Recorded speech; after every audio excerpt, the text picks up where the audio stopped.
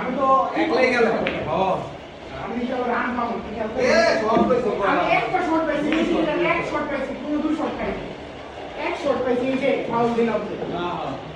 হয় না আমি তো জানতাম না সেটা আমার